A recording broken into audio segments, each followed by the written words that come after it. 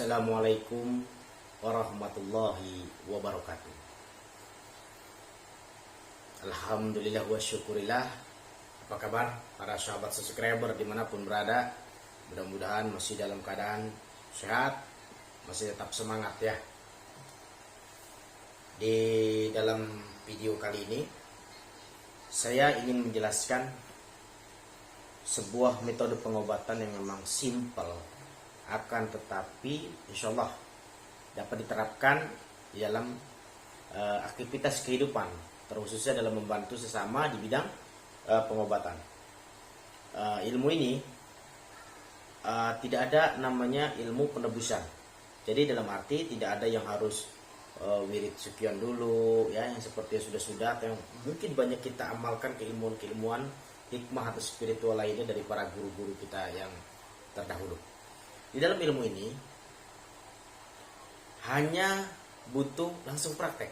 Jadi ketika ada pasien ya, ketika ada saudara, ketika ada sahabat, anak, keluarga yang memang dalam kondisi sakit, bisa kita langsung obati. Medianya hanya air putih secukupnya ya. Bisa menggunakan aqua, bisa air mineral ya. Mohon maaf, bisa menggunakan sebotol kecil air mineral atau mungkin dengan gelas. Di sini saya menggunakan gelas. Ya. Kemudian selain air bersih, ini airnya air yang memang bisa dikonsumsi, dalam arti air minum, bukan air mentah. Ya. Untuk jenis airnya boleh air memang rebusan yang baik, boleh air zam-zam terbaik, atau boleh air mineral lainnya yang memang dapat kita dapatkan atau kita beli. Kemudian selebihnya adalah bunga melati.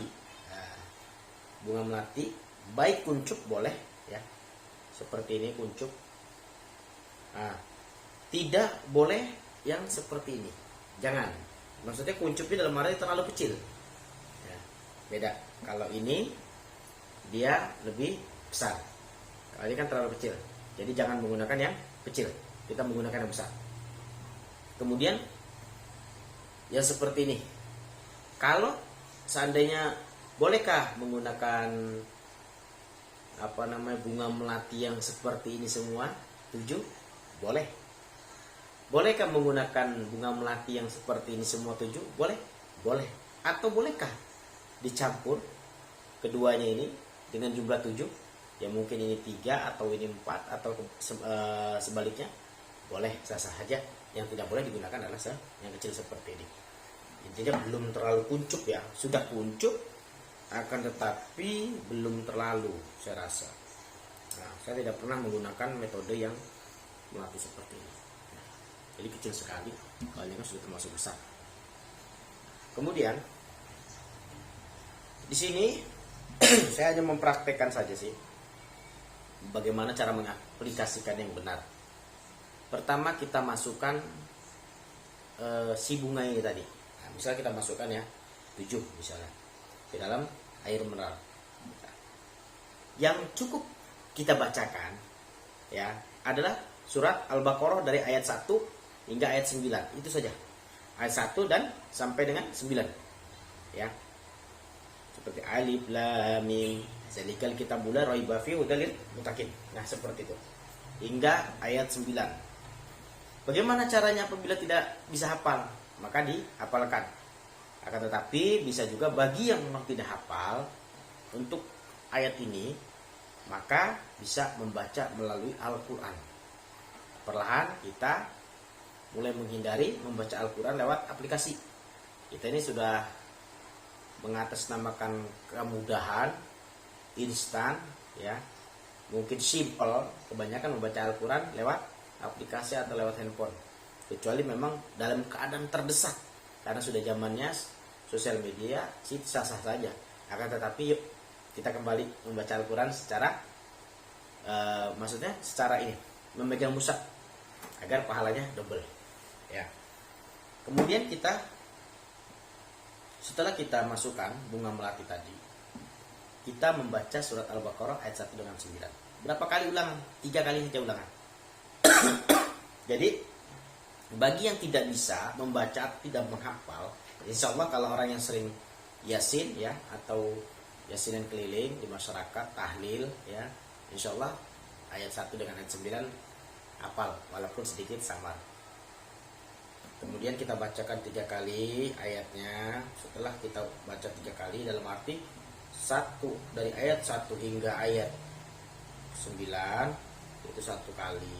Kemudian kita ulang lagi dari ayat 1 sampai ayat 9 2 kali. Kita ulang lagi membacanya dari ayat 1 sampai ayat 9 1 kali. Jadi jumlahnya 3 kali ulangan. Setiap membaca 1 kali 1 ayat ya, alif lam mim, kita tipkan ke air. Zalikal kita bulan rawi bafi. Kemudian sampai selesai tipkan lagi ke air. 1 ayat hingga, jadi 1 kali ulangan adalah 9 ayat yang kita baca, kita tiupkan ke air. Kemudian kita minumkan setelah selesai. Nah, pasien cukup membaca bismillah aja. Nah, biasanya kalau dia misalnya dalam memang harus diminumkan. Yang bagus, misalnya dia sakit kepala ya. Sakit kepala bisa diminumkan dan juga bisa di bagian ubur-ubur kita sedikit basahi bisa.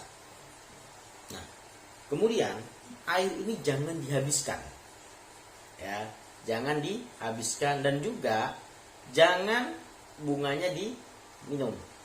Nah, kalau ditanya apa manfaat bunga melatinya ini ya, ada yang bertanya. Nah, mungkin bidang kedokteran ya yang mampu menjelaskan mungkin manfaat untuk kesehatannya.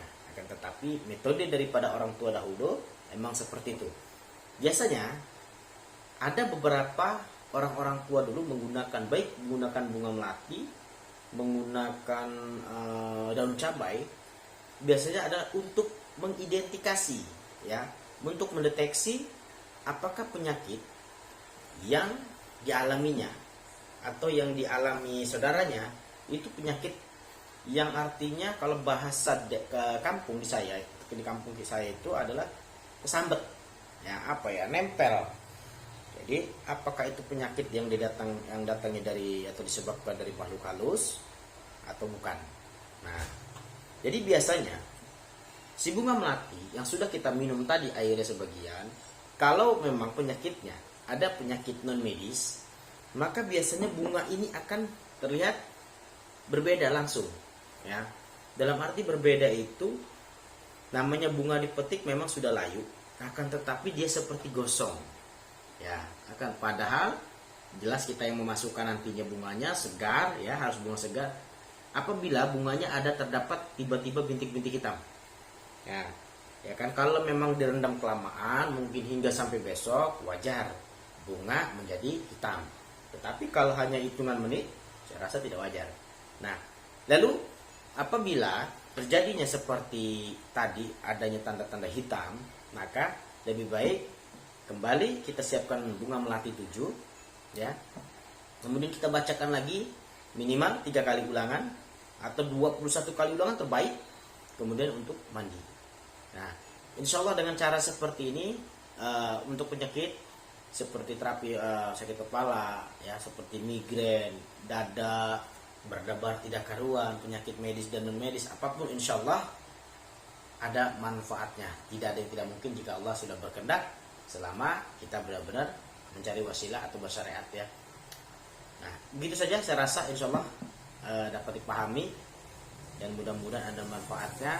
Lebih kurangnya nanti bisa dibaca di deskripsi apa manfaat selebihnya. Mohon doa dan dukungannya, bantu subscribe, like dan share, insya Allah ada manfaat.